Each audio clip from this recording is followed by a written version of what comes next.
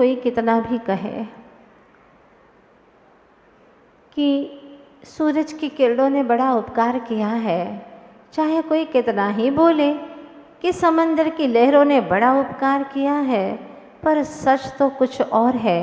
समंदर नहीं होता तो लहरें कहाँ से होती, समूचा सूरज न उगा होता तो उसकी किरणें कहाँ से होती। जो कुछ भी है आज गुरुदेव की कृपा से सब काम हो रहा है। लेते हैं नाम मेरा पर सब गुरु का ही है। गुरु ने ही नाम दिया है, मेरा तो कुछ नाम ही नहीं है। आत्मा हूँ मैं, पर गुरुदेव ने दूसरा नाम दे दिया नाम व्यवहार को चलाने के लिए। नाम दिया उन्होंने, मुझे काम सौंपा उन्होंने, जीने का सलीका सिखाया तो गुरुदेव ने। आज जो कुछ भी शिष्य के जीवन में होता है वह सब गुरु की बदौलत, सारी दौलत।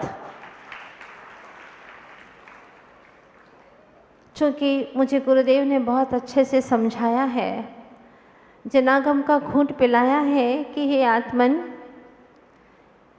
तुम किसी भी द्रव्य का कुछ भी नहीं कर सकते। उपादान की अपेक्षा एक द्रव्य दूसरे द्रव्य का कुछ भी करता धरता है ही नहीं। प्रत्येक द्रव्य का अपने आप स्वयं परिणमन हो रहा है, केंद्रीय से लगा करके पंचेंद्रिय तक। सारी प्रकृति का, चाहे पौद्गलिक हो या कि जीवात्मक हो, प्रत्येक द्रव्य का अपने आप में परिणमन हो रहा है।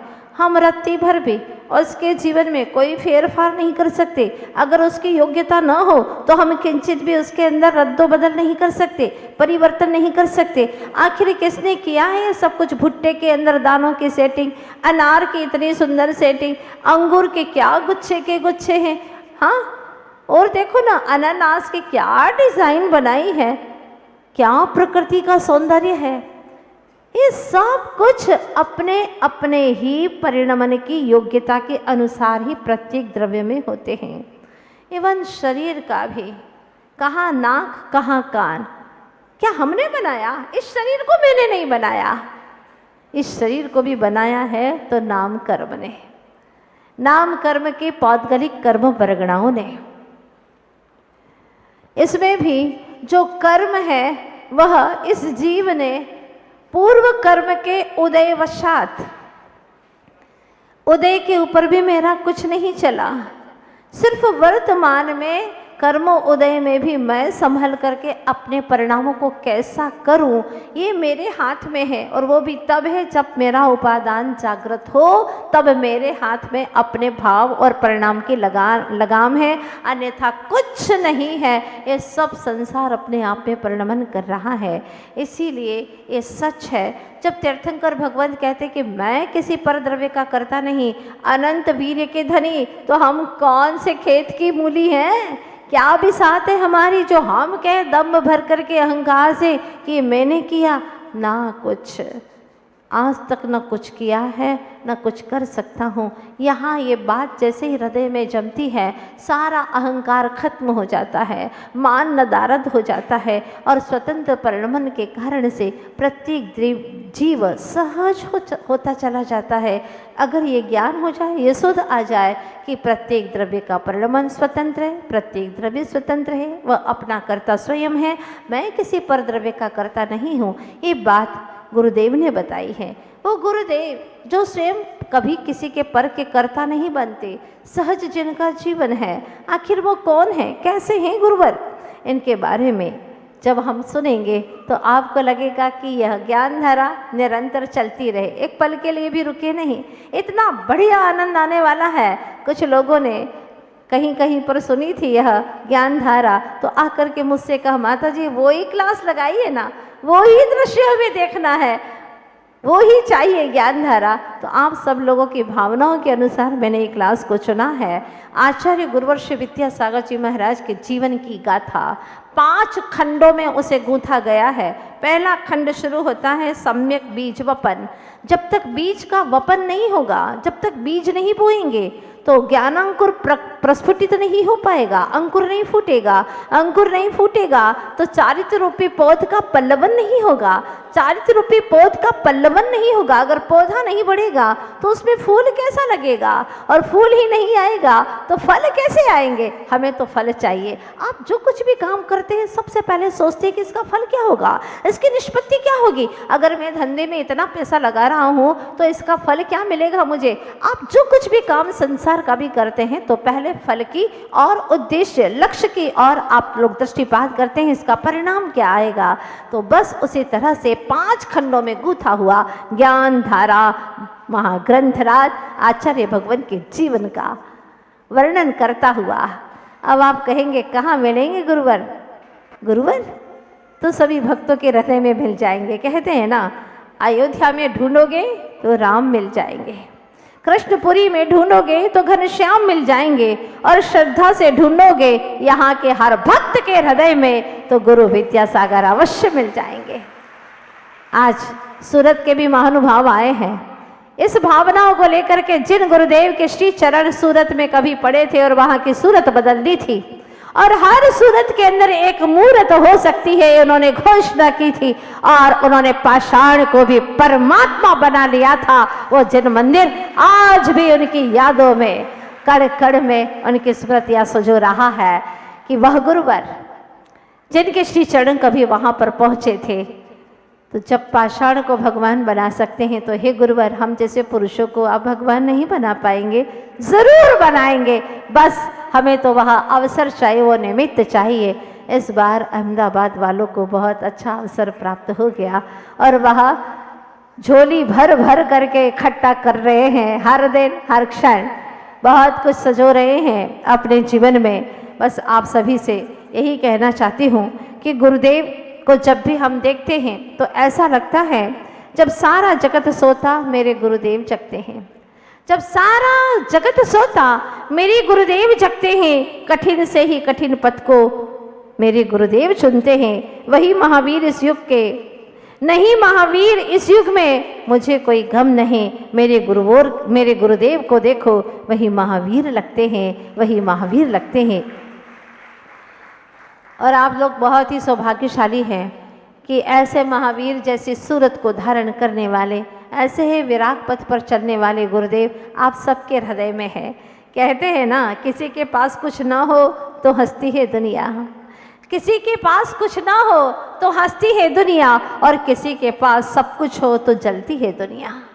किसी के पास सब कुछ हो तो जलती है दुनिया। गनीमत है हमारे पास है आचार्य गुरु और विद्यासागर जैसे महामुनीश्वर, जिनके लिए हर पल तरसती है दुनिया, जिनके लिए हर पल तरसती है दुनिया। आखिर वो कैसे हैं, क्या हैं, इनके लिए एक झलक थोड़ी सी देर के लिए ज्ञान धारा में बहने की आप सभी लोग कोशिश करेंगे। मैं ज्ञान धारा हूँ। ज्ञान धारा मतलब ज्ञान सागर जी की धारा, यानी कि गुरु का नाम ज्ञान सागर जी था। ये ज्ञान की धारा है। तो ज्ञान धारा ही क्या कहती है सुनिएगा। सबके भीतर में भी ज्ञान धारा है या नहीं? आपके अंदर ज्ञान है ना? बिना ज्ञान के आप ज्ञान धारा को समझ पाएंगे क्या? नहीं।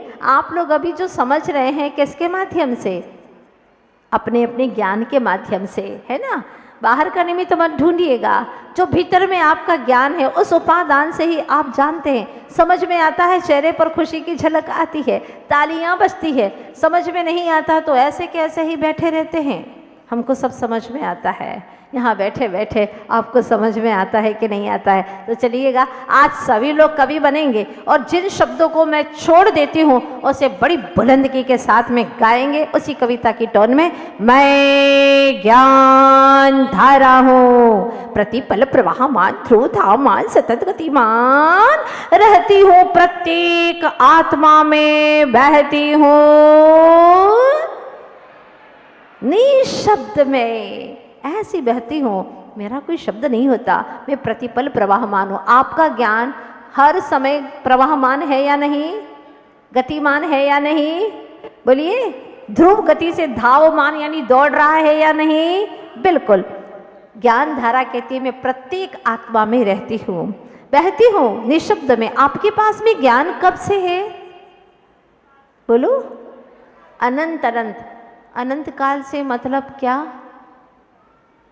बोलो। आप कब के हैं? अनादि के हो। आपको किसी ने बनाया है क्या? ना ना ना, मैं आत्मा, आई एम सॉल। हाँ, मैं अनादि से हूँ, अनपेरिशेबल हूँ, विनाशिक नहीं हूँ, मैं शाश्वत हूँ, ऐसा मैं आत्मा। तब तो आपके ज्ञान की महिमा कब है? जब आप अपने ज्ञान का सदुपयोग करें और गुरु आज्ञा में रह करके जिए। गुरु ने जो आज्ञा दी है उसका परिपालन करें। नगीने की शोभा, जो नगीना होता है उसकी शोभा अंगूठी में लगे रहने से है, वरना उस नगीने की क्या शोभा है? नगीने की शोभा अंगूठी में लगे रहने से है और शिष्य की शोभा गुरु आज्ञा में लगे रहने से है। जो गुरु आज्ञा में लगे रहते हैं, गुरु ने आज्ञा दी और चल पड़े। क्यों, क्या, किंतु, अगर मगर कुछ नहीं चाहिए। गुरु ने कह दिया, कोई तर्क नहीं, वह तर्क ही नरक का कारण बन जाएगा। ऐसे ज्ञान धारा का सदुपयोग करना है। विकारों की सघन चट्टानों से ढक देते अज्ञानी मुझे। ज्ञान को हमने विकारों की सघन सघन चट्टानों से ढक दिया है, इसीलिए तो ज्ञान उद्घाटित नहीं हो रहा है, पूर्ण ज्ञान नहीं हो रहा है, परफेक्ट नॉलेज नहीं हो पा रहा है। विकारों की सघन चट्टानों से ढक देते अज्ञानी मुझे। कल कल करती कर्म धारा का ही तब संवेदन करते हैं। दो प्रकार की धारा हो गई, ज्ञान धारा और कर्म धारा। अभी आप ज्ञानवान होकर के भी किसका संवेदन कर रहे हैं? कर्म धारा का, क्योंकि कर्म धारा हावी हो रही है, ज्ञान को उसने दबा दिया है। बंधे अधिको पारिणामिको च, जो हावी होता है, ज़्यादा शक्तिशाली होता है, वो कम शक्तिवान को दबा देता है। यद्यपि हमारा ज्ञान कम शक्तिशाली नहीं है, चेतनात्मक है, लेकिन कर्म धाराओं ने इसको सुषुप्त सा कर दिया है। कर्म धारा का ही तब संवेदन कर। थोड़ा सा इधर झुक जाओगे तो आप लोग वहाँ से पढ़ पाओगे। विरला कोई ज्ञानी ही जान पाता है मुझे कोई विरला ज्ञानी ही जान पाता है। मैंने आंखों से अगम और बुद्धि से दुर्गम गूढ़ रहस्यों को, हाँ जरा जोर से बोलिएगा, गूढ़ रहस्यों को, अतीत के अनागत के गोद की अंतलांत गहराइयों को और वर्तमान की पहचाना है। ज्ञान धारा क्या कहती है? जो आंखों से अगम है, दिखाई नहीं देते, बुद्धि से भी दुर्गम है, ऐसे गूढ़ रहस्य को किसने जाना? ज्ञान धारा ने जाना। अतीत के भूगर्भ को, जो अतीत काल बीत गया, पास्ट टेंस, उसमें जो भी घटा कौन जानता है? उसे ज्ञान जानता है। और अनागत यानी भविष्य के, जो गोद में है, अभी उसकी गहराइयों में है, अभी प्रकट नहीं हुआ है। और वर्तमान की धरा को मैंने पहचाना है। ज्ञान भूत, भविष्य और वर्तमान तीनों काल को जानने की क्षमता रखता है। आने वाले समय की पश्चात सुनने की क्षमता सामान्य मनुष्य में कहाँ? आपको भाषा समझ में आ रही है कि नहीं आ रही है? आने वाले समय की पदचाप क्या होने वाला है, किसी को कुछ पता है क्या? सामान्य मनुष्य को नहीं। नीति के खेल से सब अपरिचित थे, लेकिन मैं परिचिता थी। मैं यानी कौन? ज्ञान धारा। ज्ञान धारा कहती है मैं परिचिता थी उससे, हाँ, कि क्या क्या होने वाला है नीति के खेल में। मेरी ही कोख में तो समाई थी नीति की परिणति और उसका नियंता। नीति में क्या परिणमन होने वाला है और उसका नियंता कौन है? अब कौन आने वाला है इस धरती के ऊपर? ऐसा कोई युग पुरुष किसी को पता नहीं था, लेकिन वो युग पुरुष कैसा है? जो ध्रुव, अडिग, दृढ़ संकल्पी, चैतन्य चिन्मयी, सहज निर्विकल्पी, ऐसा आत्मा इस धरती पर आने वाला है, जिनके परिचय से स्वयं का सहज परिचय, जिनका हम परिचय कराएंगे, उनका परिचय करते करते निज का परिचय हो जाता है। ऐसा कुछ होने वाला है। ज्ञान धारा पढ़ोगे और नीचे की आत्मा आपको समझ में आने लगेगी। समय सार का सार है इस ग्रंथ राज में। जिनके परिचय से स्वयं का सहज परिचय होने लगता है, जिनके दर्शन से स्वयं का दर्शन कर निज को निज में ही खोने। कौन है वो, कैसे है वो? जो नाम काम और जगत के धाम से परे, आप्त काम कृत काम पुण्य काम होने को। जो नाम काम जगत के धाम से परे हैं, उनको नाम प्रसिद्धि नहीं चाहिए, ख्याति से परे है, ख्याति की खाई में गिरना नहीं चाहते।